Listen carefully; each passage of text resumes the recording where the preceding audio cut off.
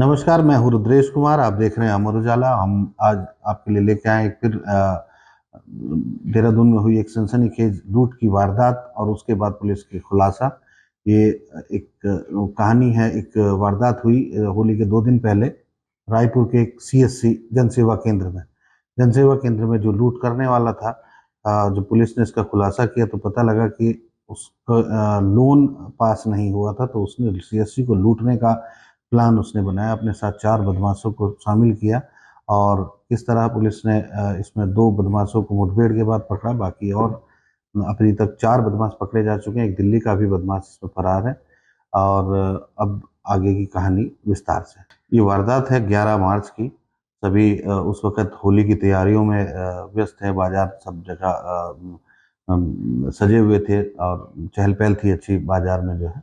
तो वाणी विहार, जो कि रायपुर, यहाँ रायपुर थाना क्षेत्र में पड़ता है, वाणी विहार में एक जनसेवा केंद्र था है, जिसको जो है अरुण पाल नाम के एक व्यक्ति हैं वो चलाते हैं। शाम के समय लगभग 4 बजे के आसपास वो अकेले बैठे हुए थे और एकाएक वहाँ पे एक पहले एक लड़का आता है, फिर उसके बाद वहाँ पे 2 और लड़के आते हैं नकाबपोश। उसमें दोनों लड़कों ने जो है वहाँ पे पहले उनको डराया धमकाया और पिस्तौल हाथ में उनकी थी, तो उनको डराते हुए वो काउंटर से पार कूद करके वहाँ से गले से जो नकद रखा हुआ था वो लूट कर ले गए।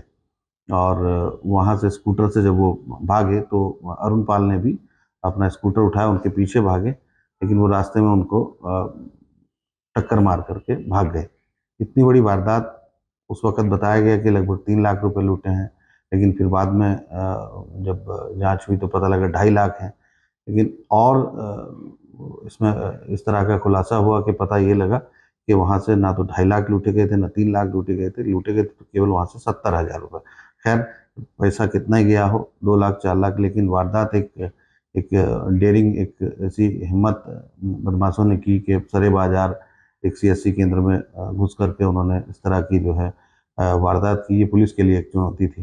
पुलिस ने भी इसमें जब जाँच शुरू की तो शुरुआत में यही लग रहा था कि कोई ना कोई इनके आसपास का या कभी सीएससी में आया होगा, या सभी सीसीटीवी फुटेज और सारे रजिस्टर वगैरह जितने भी वहाँ पे थे उनको खंगाला, लेकिन कोई पुलिस को शुरुआती दिनों में कोई ऐसी लीड नहीं मिली। लेकिन होली का त्यौहार जैसे ही ख़त्म हुआ, पुलिस ने अपनी जांच अभी जारी रखे हुए थी, तो पता चलता है कि अरुण पाल के भाई मंजीत, वो भी इस सीएससी सेंटर को जो है जनसेवा केंद्र को उनके साथ मिल करके चलाते हैं। तो मंजीत से पता लगा कि एक वो दिलसाद नाम के एक व्यक्ति को जानते हैं, जो थोड़ा उन्हें संदिग्ध प्रतीत होता है। कभी-कभी वो आता-जाता रहता है, लेकिन उसकी बातों से उस उनको जो है पुलिस के रडार पर भी वो दिलसाद आ गया। दिलसाद यहाँ पे चंदन नगर में रहता है और एक होटल, एक छोटा-मोटा ढाबा टाइप जो है वो चलाता है। तो उसके लिए उसको कभी पैसे की ज़रूरत थी, तो उसने लोन कराने की बात कही थी मंजीत ने कि मैं तुम्हारा 5 लाख रुपए का लोन करा दूँगा और जिससे तुम अपना कारोबार आगे बढ़ाओ। तो दिलशाद को इस बात की जानकारी थी कि यहाँ पे पैसा रहता है, तो काफ़ी दिन हो गए, लगभग 4-5 सालों तक उसका लोन का प्रोसेस चला। लोन उसका नहीं हो पाया क्योंकि तमाम तरीके की दिक्कत उसमें आई। तो फिर उसने सारी कहानी पुलिस को बता दी कि उसी ने जो है यहाँ पे लूट की वारदात को अंजाम देने के लिए अपने साथियों को बताया था। लूट के षड्यंत्र के लिए उसने अपने पड़ोसी साहिल को अपने साथ लिया।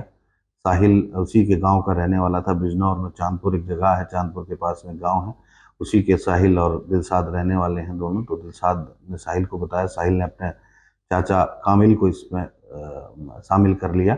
तो दोनों कामिल और साहिल एक बार मर्डर के केस में दिल्ली में भी जेल जा चुके हैं। तो वहाँ आना जाना इनका अदालत में लगा रहता था। तमाम बदमाशों से तमाम जो आपराधिक घटनाओं में जो शामिल रहते हैं, तो उनसे उनकी जान पहचान थी। उसमें राहुल और एक अन्य युवक जिसका नाम मोहित है, ये दोनों को इसने उसमें शामिल कर लिया। और 11 तारीख को इन्होंने योजना के अनुसार, षड्यंत्र के अनुसार उन मोहित और राहुल को दिल्ली से बुलाया और खुद चांदपुर से अपने चाचा कामिल के साथ यहाँ पर आ गया। और उस वक़्त इन्होंने चोरी, एक स्कूटर चोरी किया लूट को अंजाम देने के लिए। रेलवे स्टेशन गए, रेलवे स्टेशन से स्कूटर चोरी किया।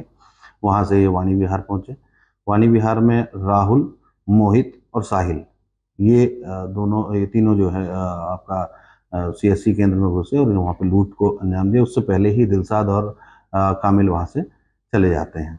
लेकिन इतनी बात का अब ये सब चीज़ें पता पुलिस को लगी तो सारा सब कुछ बदमाशों के नाम भी सामने आ गए। तो अब चुनौती थी इनको पकड़ने की कि ये कैसे यहाँ पे अभी 2 दिन पहले 3 दिन पहले ये पता लगा कि जो साहिल है उसने लूट की जो रकम थी, अपना जो हिस्सा था, वो दिलशाद के पास रख छोड़ा था। तो दिलशाद ने बताया कि वो लेने के लिए वो आ रहा है।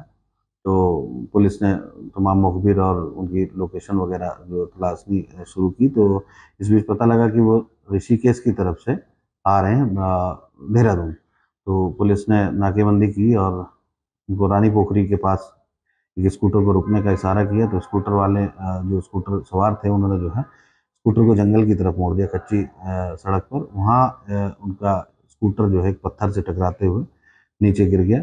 पुलिस के अनुसार उसमें से एक बदमाश ने पुलिस के ऊपर फायर किया, लेकिन वो किसी तरह पुलिस वालों ने अपनी जान बचाई और जवाबी फायरिंग में जो है एक बदमाश को 2 गोलियां लगी, एक हाथ में और एक पैर में। तो पूछताछ में पता लगा कि उसका नाम साहिल है। दूसरा जो बदमाश भागा था उसका नाम कामिल है। दोनों चाचा भतीजे, जैसे हमने बताया था पहले जो है। तो इस बीच दोनों को पकड़ लिया जाता है और मोहित और राहुल अभी भी फरार थे। तो उनकी घेराबंदी करने के लिए, उनको पकड़ने के लिए भी जो है पुलिस ने दबिश दी।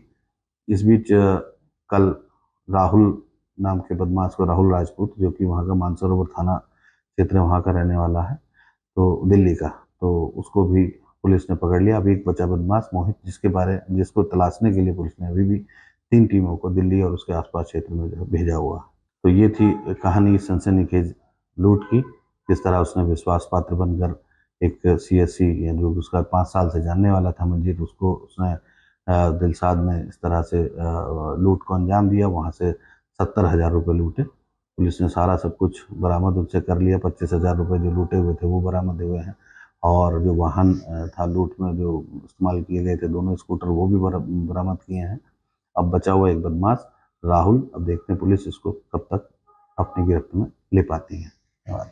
अगर आप ये वीडियो YouTube पर देख रहे हैं तो हमारे चैनल को सब्सक्राइब करें और बेल आइकन को दबाना ना भूलें। अगर आप Facebook पर ये वीडियो देख रहे हैं तो हमारे पेज को लाइक करें।